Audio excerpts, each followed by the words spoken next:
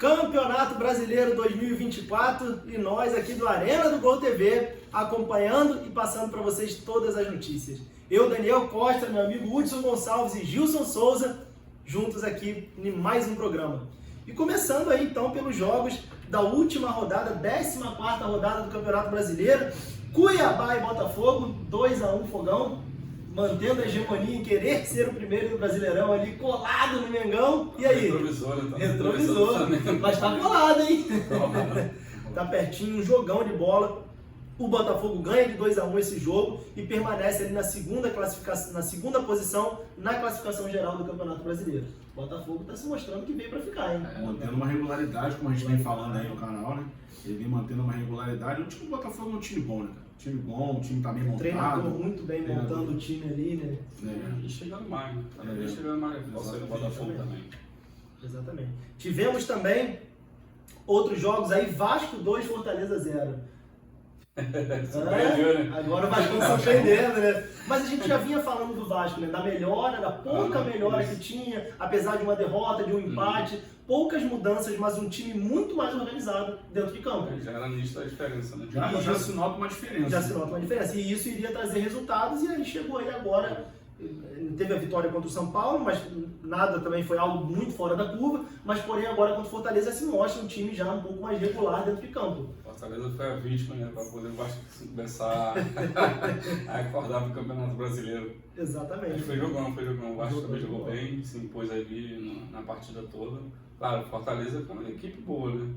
E a gente também não pode falar Fortaleza é fraco. Não, o Vasco jogou contra um timaço. O Fortaleza, um time totalmente coeso, há muitos anos já aí em alto nível jogando, desde do que o técnico tá lá, esqueci o nome dele agora.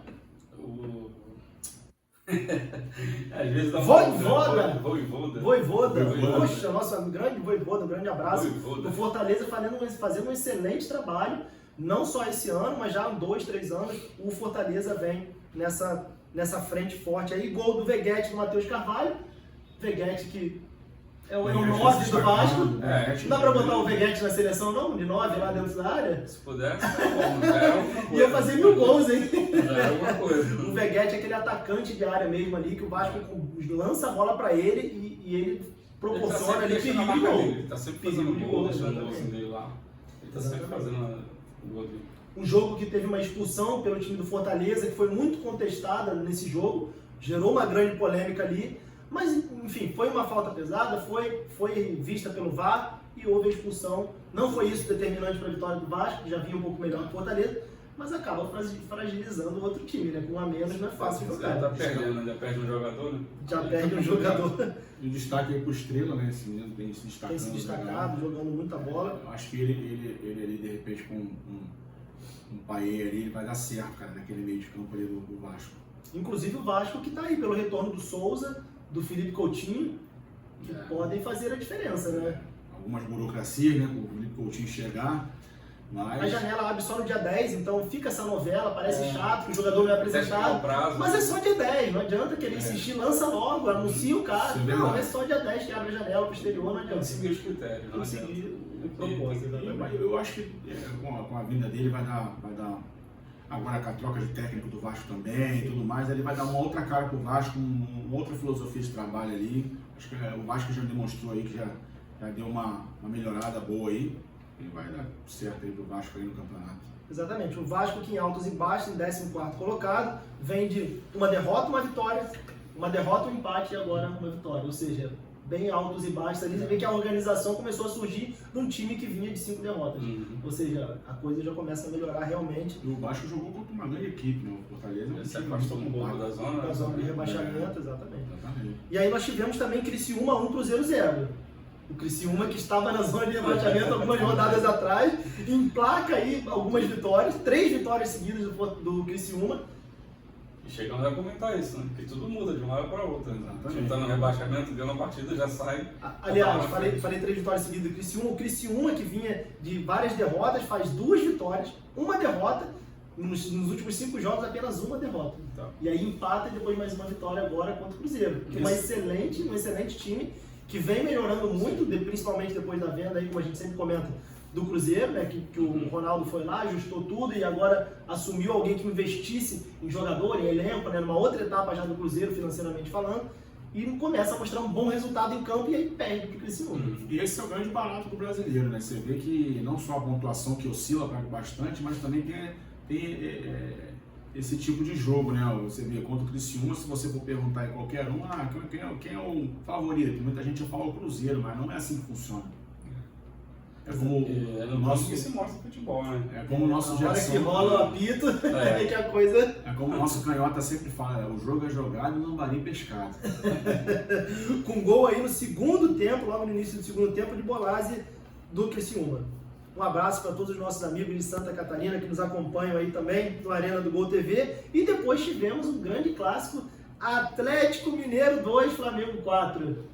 Que jogo, hein? Esse jogo aí, o Atlético, a gente veio falando há uns vídeos atrás, né? Teve até a nossa enquete aqui de escolher dois times que a gente achava que poderia ser campeão do brasileiro.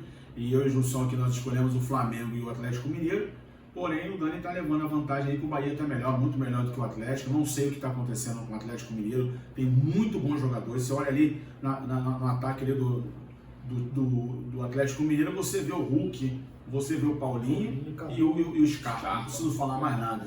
No papel são grandes jogadores, né? Não só eles, entre outros jogadores como por exemplo o Vargas, que se destacou agora nesse último jogo, foi o único jogador que buscou o jogo, que se esforçou ali para poder fazer alguma coisa, para poder reagir contra o Flamengo, né? Tanto que ele sofreu o pênalti, que o próprio Hulk bateu.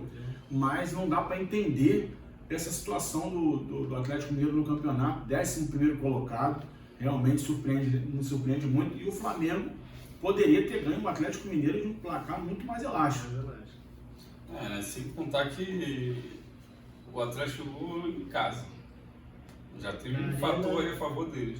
Sim. Só que é aquilo, né? Um videozinho que eu vi do Gerson aí na internet. O Flamengo veio para buscar essa vitória de qualquer forma. Porque ano passado, né, o Atlético Mineiro jogou contra o Flamengo aqui no Maracanã. Arrancou o quê? O título do Flamengo, foi o que o Gerson falou, e isso aí também depois eu lembrei, foi exatamente isso aí que ele falou mesmo.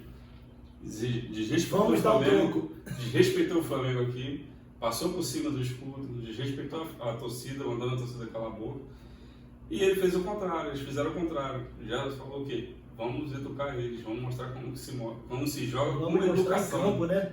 Em campo. O Flamengo fez isso, foi pra cima a todo momento, não deixou o Atlético jogar. Já conseguiram fazer 2 gols, mas o Flamengo ele foi muito melhor. Os 2 gols do Hulk. E era para, como o Hudson falou, o placar era para ser muito mais elástico. E no Flamengo, gols de Bruno Henrique, Ayrton Lucas, Carlinhos e o outro do Bruno Henrique. Que teve um lançamento nesse segundo gol do Bruno Henrique, magistral do Pedro, né? Aquela toca de cobertura, a dominada do Bruno Henrique ali, a lá Ronaldinho, aquele domínio dele ali foi perfeito e o golaço que ele fez ali. Ele já dominou batendo. Já batendo na área. Você vê. Batendo no canto embaixo do goleiro. Gol também do Ayrton Lucas, que foi um golaço, gol de placa, saiu driblando todo mundo ali. E o Flamengo tomou 2 gols porque a zaga do Flamengo bobeou, né? A zaga do Flamengo bobeou, um deles a falta, não tinha nada a ver fazer aquela falta ali. E no segundo gol, o Scarpa meteu aquele cruzamento ali pela esquerda ali pro Hulk, ninguém do Flamengo chegou, o Hulk fez o gol praticamente sozinho. Mas aí também entra aquele critério que a gente sempre fala, novamente, arbitragem, VAR. Por que deu um pênalti pro Atlético e não deu pro Flamengo? Foi a mesma coisa. Exatamente, teve o lance do pênalti também. Qual a diferença? Puxou a perna do Bulgar, ali foi claro. E aquele do Pedro também, que ele jogou por cima do zagueiro. Aquele ali também foi pênalti. Sim, exatamente. Foi pênalti. Polêmica desse ano, desde a primeira rodada, não sei se vocês lembram, mas os nossos amigos também, quem quiser acompanhar melhor, veja nossos primeiros vídeos falando do Campeonato Brasileiro, desde as primeiras rodadas polêmicas com o VAR, com toda essa tecnologia, mas ainda muita polêmica dentro de campo. Né? E é bom a gente falar isso, cara, porque realmente eu acho que deveria até ter uma reação dos clubes aí se unirem para ver esse lance do VAR, porque o VAR tem prejudicado, tem influenciado muito no resultado dos jogos, entendeu? E eu acho que tá na hora de corrigir isso, cara. Porque é muita tecnologia para pouco acerto, entendeu? Tem que haver um trabalho mais firme em cima disso. Exatamente. Tivemos também Red Bull Bragantino 3, Atlético Goianiense 1. O Bragantino se firmando aí entre os primeiros do campeonato, apesar de que nos últimos 5 jogos ele vem de uma derrota, uma vitória, uma derrota, um empate. Ou seja, altos e baixos aí o Bragantino, aí depois empata e agora ele vence de 3-1 o Atlético Goianiense, se firmando ali entre os primeiros do campeonato, e o Atlético Goianiense ali já acima do Fluminense, e digo mais, com 11 pontos e o Fluminense com apenas 7 pontos. Já vamos falar do Fluminense, dessa situação crítica do Fluminense, mas o Bragantino se firma ali com um jogão de bola, esse 3-1 contra o Atlético Goianiense, gols de Lincoln, 2 gols do Lincoln nesse jogo, um gol do Elinho e pelo Atlético Goianiense um gol do Luiz Fernando ali, um jogão de bola também. Tivemos outro jogo, Atlético Paranaense 1, São Paulo 2. Uma luta esse jogo, uma luta para o São Paulo vencer, mas o São Paulo vence aí de 2-1 para afastar. Conseguiu a vitória no tempo certo, né? Porque é necessário.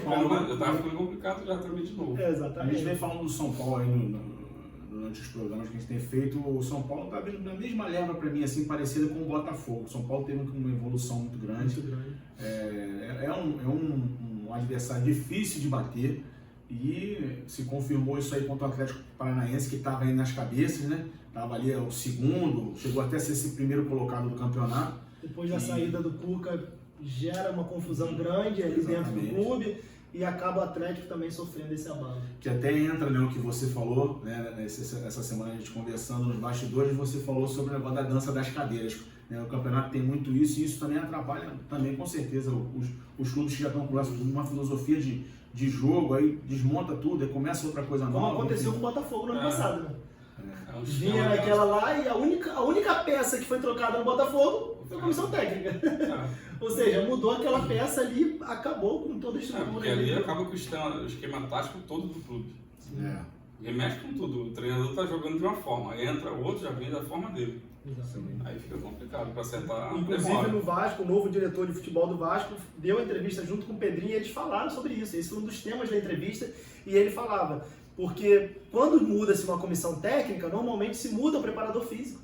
E aí o preparador físico trabalha de uma forma, só que uma forma que no curto prazo não traz o resultado esperado. É coisa de médio e longo prazo. E aí passa a ser 1 mês, 2 meses, troca-se a comissão técnica. Isso. Além de um outro modelo de jogo, muda-se de novo a estrutura que vai cuidar dos jogadores. Ou seja, o Vasco não consegue se firmar ali para os jogadores terem um embalo de cuidado físico, cuidado psicológico, todo aquele cuidado ali que o jogador necessita para poder se manter em várias partidas jogando. E cada um trabalha da sua forma. Cada um trabalha da sua forma. Então o time tem que seguir aquele padrão. Exatamente. Até pegar o outro padrão novamente.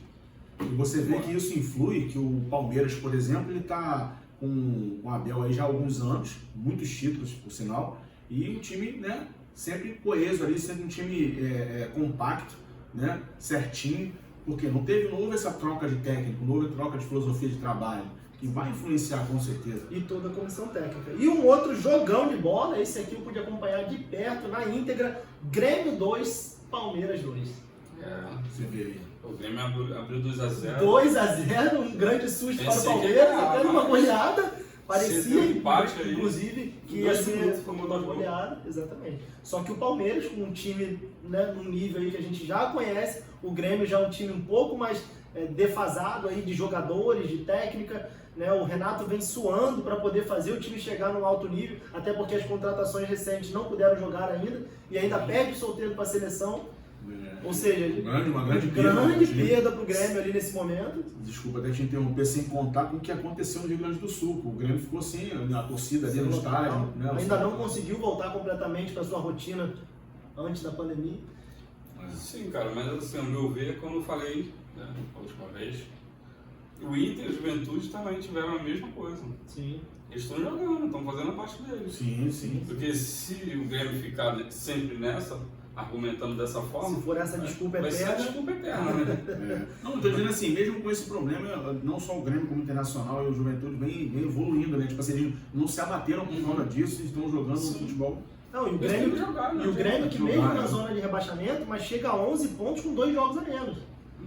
Ou seja, jogos a menos, né? Ainda tem isso, né? Não considerando que ele vai ganhar e todos vão perder, mas são 2 jogos fora da curva, que são 6 pontos aqui, que levaria hoje, nesse exato momento, o Grêmio para a 12ª colocação.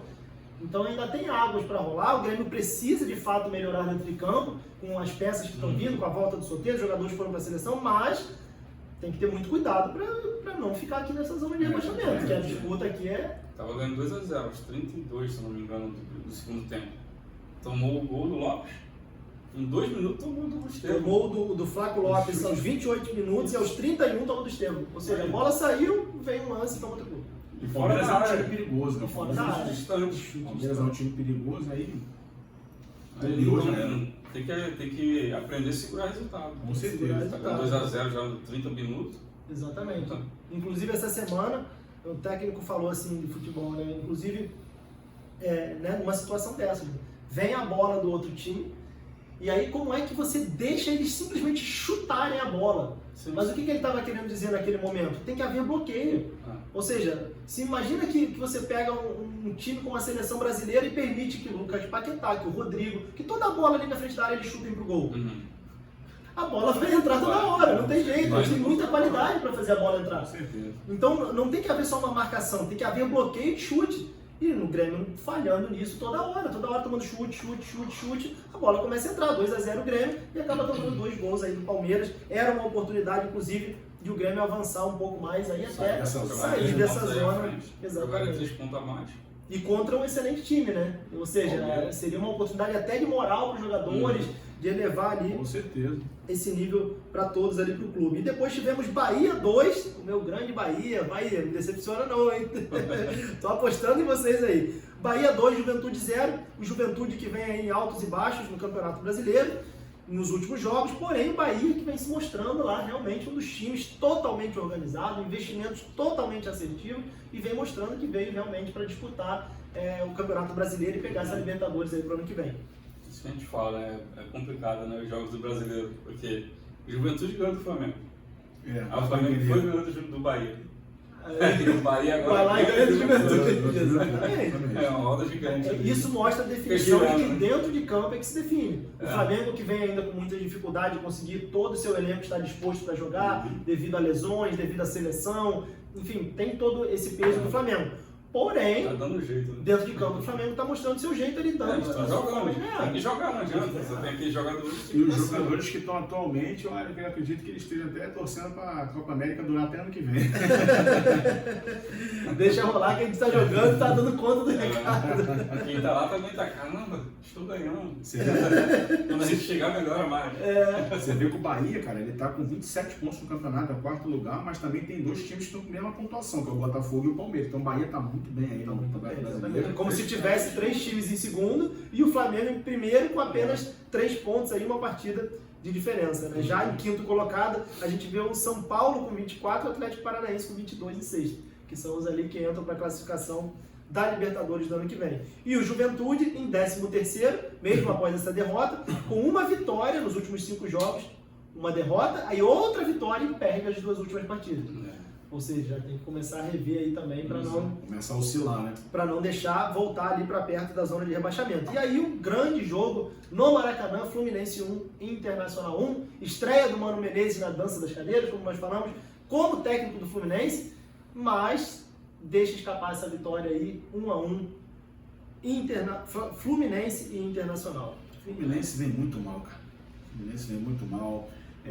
Todo respeito, não estou querendo aqui criar polêmica, mas a gente está aqui também para poder expor a nossa opinião. Eu não acredito que o Mano Menezes vai mudar alguma coisa. Eu não acredito. Porque o Fluminense, ele acaba de ser campeão da Libertadores da América. E o Fluminense, de 6 meses para cá, mudou radicalmente. Como entender uma situação dessa? Parece outra equipe, né? Parece outra equipe. Você tira o Ganso e coloca o outro, o que veio do Corinthians. O Renato Augusto, não muda nada. Não há uma evolução, né? Não há uma evolução. Agora eles estão colocando toda a força no Thiago Silva, que vai entrar agora. Entendeu? Não vai mudar nada. Ali, a tática, obviamente, do Mano Menezes vai ser diferente. Mas eu acredito que não muda nada. Os jogadores ali, está acontecendo alguma coisa que a gente não sabe, entre os jogadores ali que...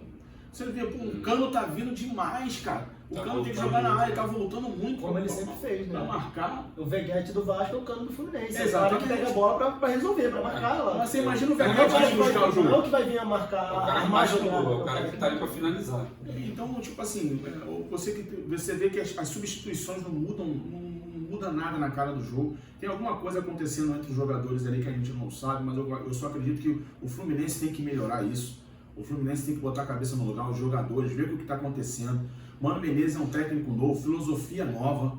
Tudo bem, o Fluminense vem perdendo, agora foi um empate, mas o Fluminense tem que melhorar muito, porque para o Fluminense sair dessa situação do Campeonato Brasileiro, tá complicado. Inclusive, esse jogo onde o Internacional saiu na frente aos 39 minutos com o Igor Gomes e depois o Fluminense, golaço, jogão, inclusive, com um pouco truncado, porque muitos cartões amarelos, ou seja, o árbitro teve que controlar através de faltas e através de cartões para controlar o jogo para que não houvesse tumulto.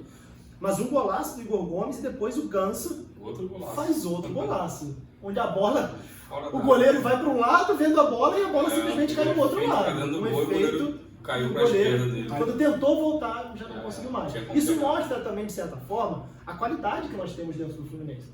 Por mais que o Ganso não seja aquele jogador com total disposição para o jogo inteiro, mas uma habilidade muito grande no seu pé, que se for bem utilizado dentro de uma estrutura tática, vai conseguir mostrar o resultado dele ali dentro de campo. Como ele faz, de fazer lançamentos, de cruzar, de molhar o jogo. Ele joga totalmente sabendo tudo o que está acontecendo dentro de campo. Só que o problema é que a estrutura ali, tática do Fluminense, eu acho que está muito bagunçada. Tá muito bagunçado. Você vê que o Vasco, não desmerecendo o técnico que está lá, mas um técnico que é o reserva do Vasco, vamos dizer assim, né? Ele faz parte da comissão técnica do Vasco da Gama. Quando é mandado alguém embora, ele assume até ser contratado outro. E aí, só a organização que ele deu no Vasco, sem nenhuma contratação, o Vasco já se mostra diferente. Já mudou. E aí o Mano Menezes vem também para poder fazer essa organização. Não vai ser fácil, até pela posição, pelas dívidas que o Fluminense encontra, ou seja, tem uma crise política financeira rolando por trás, que é o que você estava falando, porém, tem que fazer o trabalho, que senão a coisa vai ficar feia. Como já está feia. Fluminense com 7 pontos apenas. Na última colocação, e o primeiro acima, que é o Atlético Goianiense e o Grêmio com 11 pontos, logo depois o Corinthians com 12, tem uma diferença já de 4 pontos entre um e outro. E não só o técnico, né? O Mano Menezes veio para fazer o trabalho dele, e a gente tem que respeitar isso, obviamente, mas tem que ter um líder ali, cara, alguém que fale alguma coisa. Vem lá, o que está acontecendo? Entendeu? Tem que ter um despertar ali, cara, porque realmente tu vê os laterais do Fluminense jogando, não produz nada, o meio de campo não está produzindo nada. O Fluminense está tomando uns gols que você não dá para entender o Fluminense de hoje. O Fluminense de 6 meses atrás, que foi campeão da Libertadores, com o Fluminense de hoje, há um abismo aí. E eu acredito que alguém tem que fazer alguma coisa.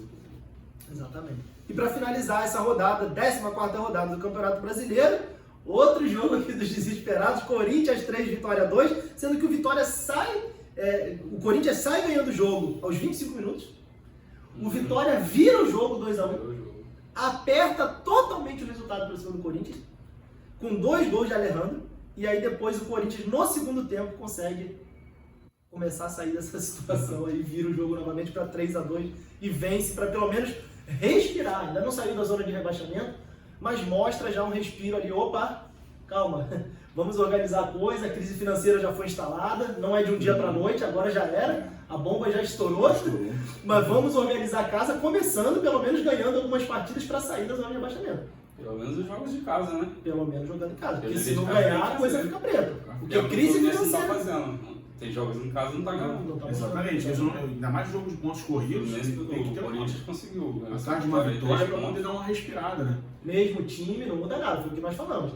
Mas se não houver uma reação ali, pelo menos dentro de campo, para ter 1, 2 vitórias, sair da zona de rebaixamento e relaxar essa crise toda financeira política, que não vai ser do dia para a noite, a coisa vai ficar preta, vai ir para uma Série B e aí despenca patrocínio, despenca tudo, e aí piora mais ainda a situação. E há um burburinho aí do pessoal dizendo que parece que a diretoria do Corinthians está estudando uma possibilidade de virar SAF. Não sei se vocês leram alguma coisa sobre isso. Eu vi o Atlético Mineiro, inclusive, que é uma das SAFs aí que nós estávamos falando do jogo dele agora há pouco, mas eu acho que o Corinthians virar nesse nível agora, talvez a coisa seja bem apertada, assim como se cogitou no Flamengo aí, o Flamengo já baniu isso de vez.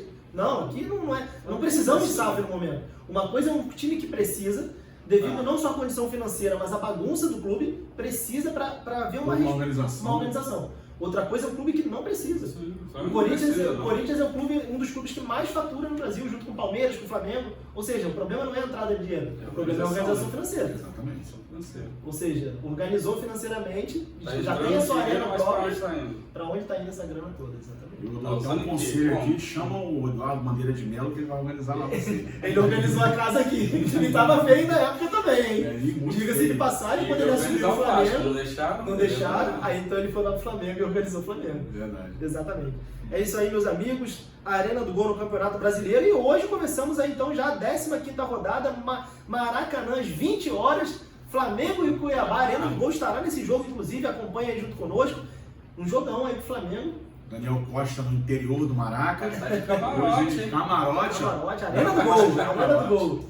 E é isso Arena aí. do Gol lá, São Paulo e Red Bull Bragantino, famoso Bragantino. E quem sabe o Daniel Costa, desculpa te atrapalhar, até de repente vestindo um manto sagrado aí lá dentro do Maraca. Estão querendo mudar aqui, não vai mudar. Arena do Gol TV na área, nada disso. Cruzeiro e Corinthians também, aqui um grande clássico também, né? Um jogão de bola. Fortaleza e Fluminense, um jogo dos desesperos aqui para o Fluminense, não para o Fortaleza. O Fortaleza para se manter ali na tabela na parte de cima e para o Fluminense para tentar haver um respiro. Se o Fortaleza ganhar, o Fluminense fica na situação totalmente crítica. A água vai ficar aqui. Não, aí já, eu acho que já cobriu. Eu vou no que já, se o Fluminense perder, já cobriu. Porém, lembrando que Eurico Miranda não está mais aqui nessa Não terra tá mais. para poder. Vai ter que pagar a Só Série B. vai ter que pagar a Série B se cair. E talvez a coisa fique feia. E tem uma coisa, eu sei que a gente está falando sobre o Campeonato Brasileiro, mas sabendo que o Fluminense daqui a pouco ele vai ter um jogo importantíssimo contra o Grêmio pela Libertadores da América, como será esse jogo do Fluminense com o Grêmio, contra o Grêmio, né? Exatamente. Ainda tem essa outra etapa aí do Fluminense quando voltar os jogos da Libertadores. Teremos Internacional e Vasco, primeiro Juventude e Grêmio, amanhã, um clássico gaúcho às 16 horas, e depois teremos no Beira-Rio, também lá no Sul, o jogo entre Internacional e Vasco, um grande clássico de Inter e Vasco, sempre um jogão de bola, todos os jogos aqui no Rio ou lá, um jogaço aí. O Vasco que se segure. O Vasco que se segure, que mostre, consiga um empate, será uma vitória de altíssimo nível contra o Internacional, que vem se firmando no Campeonato Brasileiro. Teremos Vitória e Criciúma também, um jogão de bola, e depois Palmeiras e Bahia aí é briga de cachorro grande, como se fala, hein? Aí vai quebrar o pau lá. O pau vai Vai quebrar. ser um jogaço, esse aí vai ser um jogaço da rodada. Jogaço de bola, exatamente. E também é confronto direto aí, né? Confronto direto na classificação ali. Ganhou, um se destaca do outro, né? Na Sim. pontuação, 3 pontos de diferença. Se Já puder empatar, tá bom. se empatar, fica bom. E se o Flamengo ganha, 0-1. o Flamengo ganha do Cuiabá, um empate entre Palmeiras e 5 pontos na frente. pontos na frente. Exatamente. Sim. Acontece já essa diferença. Teremos Atlético Goianiense e Atlético Paranaense, um clássico aí do futebol brasileiro, e Botafogo e Atlético Mineiro finalizando a rodada. É isso aí, meus amigos. Um grande abraço para todos vocês. A Arena do Gol TV no Campeonato Brasileiro. E hoje, então, acompanha aí no jogo do Flamengo Cuiabá. Hoje estaremos lá. Um grande abraço e um golaço para todos vocês.